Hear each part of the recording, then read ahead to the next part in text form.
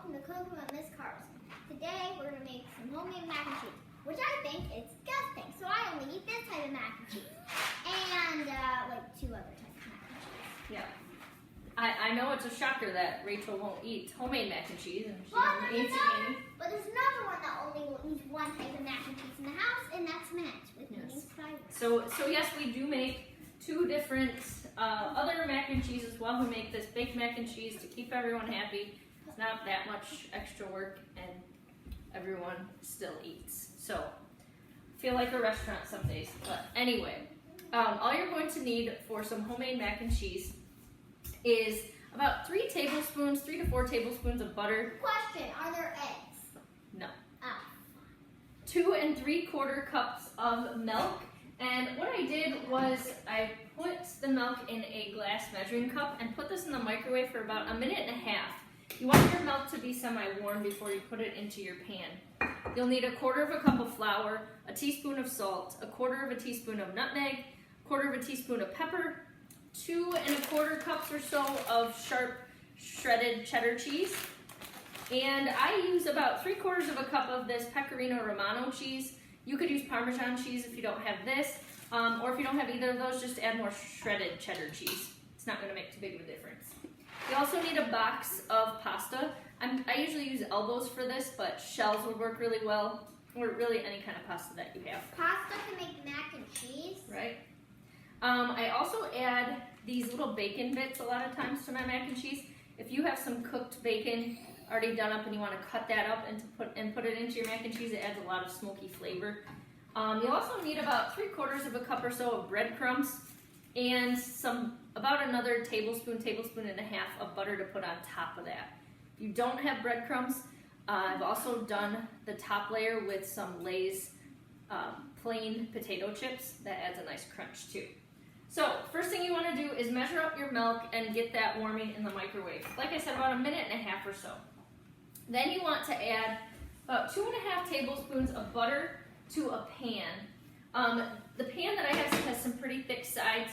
If you're using a bigger skillet, just make sure you've got some edges to that pan because you're going to be putting quite a few ingredients in there. You'll have all of this milk and cheese, and you'll want to have some room to whisk that together. Okay, so go ahead and get your water boiling for your elbows or whatever pasta you're using. We're going to dump that into the boiling water and just stir that while we're making our cheese sauce. You'll want to cook your pasta for about 2 minutes under what the recommended time is on the pasta. This one, it's recommended for about 5 minutes. So we'll probably cook this for about 4. You don't want this to be cooked too much because we are going to bake it in the oven as well. Okay, so you get your butter in your pan and let that melt down. It's about 2.5 tablespoons in the pan. Then we are going to take 1/4 cup of flour. All we're doing right now is making our sauce. And to make the sauce thick, you need to use a thickening agent. And for us today, that thickening agent is going to be flour. So, Flour can thick things? Right, flour, cornstarch, any of those things mixed with some liquid can become a really good thickening agent, and that's what we're going to use for this recipe. You'll want to use a whisk for this. When your butter is all melted, you just simply want to whisk in your flour to your butter. And what you want to do while this is on the stove is just kind of let enough heat touch this so it cooks the floury taste out of your sauce. So the butter helps it so the flour doesn't burn to the bottom. But you want to do this step first so that it does eliminate that floury taste. So that's what we're doing here. If you wanted some garlic in your mac and cheese, this would be a good time to add that as well. Just going to kind of let that cook down for about 30 seconds to a minute or so. Turn my pasta down. Give that a stir. If you want a pretty big pot to bake this mac and cheese into, I'm going to use this pretty big Carlson baking dish, but really any baking dish would work fine. Even a 9 by 13 inch pan would work. Alright, so kind of let our flour cook down a little bit. It is going to be kind of a thicker consistency. It might look weird. It's got some clumps in there, but those are all going to smooth out when you add your milk. So we're just going to kind of drizzle our milk in here while we whisk the butter and flour into the milk. And this is where your butter and flour will break up and work to thicken the milk.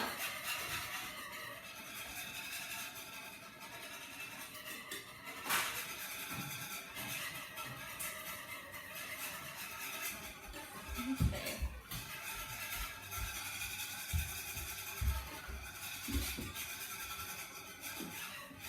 All right, so after all of your milk is added, what you'll want to do is let this cook for about a minute or so, minute to 2 minutes. It's going to thicken a little bit. You'll want to whisk this down.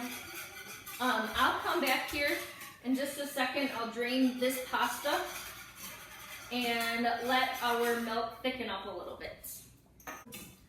All right, so our pasta has cooked for about 4 minutes or so. I went ahead and drained it and then dumped it into our pot, and we'll just set that aside until our cheese sauce is ready.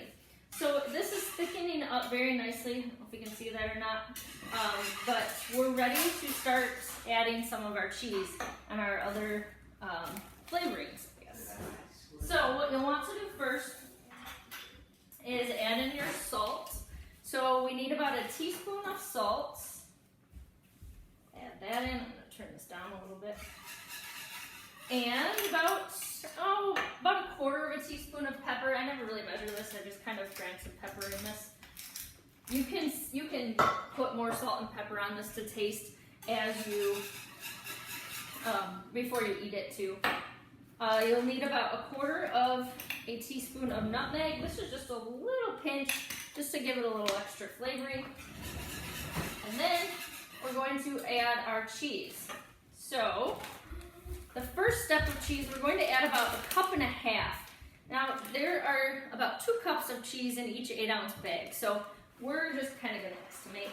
Leave about 1/2 cup left in here. Okay, and then we're going to add about 1/2 cup of our Parmesan, or I have this pecorino Romano cheese. Just going to add that in and let that melt down. Kind of whisk that up. The pan's getting a little hot. I'm going to remove it from the heat because this pan's hot enough to melt the cheese down. That's really all we're doing right now is melting this cheese. So we've just created a cheese sauce. Now you can do this and make lots of different sauces with the same base. Butter and flour, and then add some milk, and you've got a cream sauce. Add whatever kinds of cheese you want in there. If you wanted to do fettuccine Alfredo, you could just add the Parmesan cheese in there. It's pretty easy to make a cheese sauce once you've done it. One time, you just kind of mix up the ingredients a little bit. All right, so next, we take our pasta, and you just dump your cheese sauce right on top. Rachel, I don't know how you go without eating this. Doesn't it look good? Delicious. And then we're going to add some bacon bits in here. I would say like 6 to 7 pieces of bacon, or I'm going to add about 1/2 cup or so. Jeez, making a mess. Okay. Get a spoon, stir this up, add some bacon. If you like more bacon, add more bacon. If you don't like bacon, don't put it in. You don't have to do that either. About 1/2 cup right there of those little pre-cooked bacon bits. All that's really going to do is just give us some smoky flavor. Okay, so that's step 1. Okay, now we're going to add some more cheese on top of that, because this has got to be a good creamy mac and cheese, right? Okay, so we're going to add about another 1/2 cup or so of probably about 1/4 cup of the Parmesan or the pecorino cheese, whatever you have. I just kind of sprinkle that over the top, just a light layer. And then you're going to add about 3/4 of a cup of cheddar cheese. So you're going to need a little bit more than 1 bag, just for good measure. Just sprinkle that all over the top. Okay, and there we go. And the last step is to put on some breadcrumbs. So, like I said, about 3/4 of a cup or so. I'm just going to sprinkle this on all over the top. Okay, I thought I'd join you for a little bit. Ooh, cheese. Lots of cheese. Well, it's called mac and cheese for a reason. Right, and now we're putting the breadcrumbs on to give it that big crunch. On the Crunch. top. Crunch.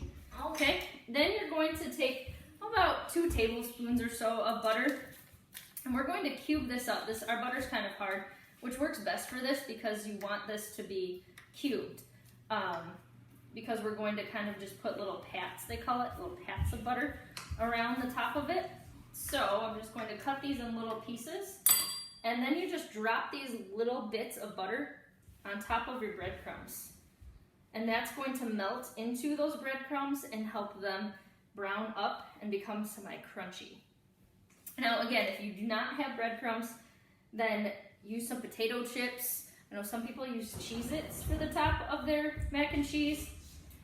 Really, whatever you have works well. We'll just give it a little bit of a different flavor profile. So then all we're going to do next is put this in a 400-degree oven for 30 minutes, and it's ready to go. Oh, okay, my mac and cheese is We're ready to pull it out of the oven. and I'm eating my mac and cheese. Rachel's mac and cheese is done too. So this has been about 25 minutes, it hasn't quite been 30. It looks pretty good to me that the breadcrumbs look nice and crispy.